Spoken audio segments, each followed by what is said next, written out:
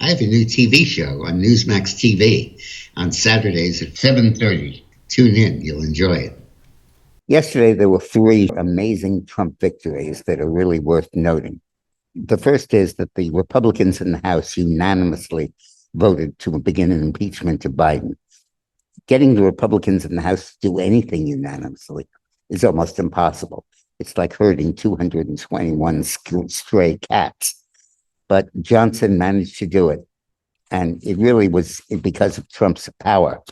Every congressman knew that if they voted no, they would have Trump opposing them in the primaries. And they were not prepared to do that.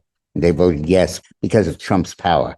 The second thing is that the Supreme Court accepted certiorari to try a challenge to the constitutionality of the arrests on January 6th.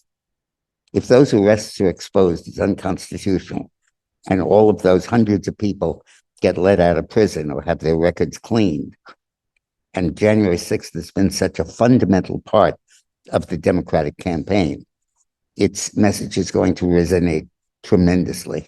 The third thing is that Smith asked the Supreme Court to expedite the review of the issue of whether the president has immunity from criminal prosecution after he leaves office for the things he did while in office. Trump says yes, Jack Smith says no. But in asking for the expedited hearing, Smith is essentially saying, I need to try this before the election because it's a political trial. There's no other reason to ask the Supreme Court to depart from its normal procedure of letting a case like this go through the appellate courts and then ruling on it when it reaches the Supreme Court. The only argument for doing it now is to avoid further delays. And the only argument against further delays is that it won't have a verdict in time for the election.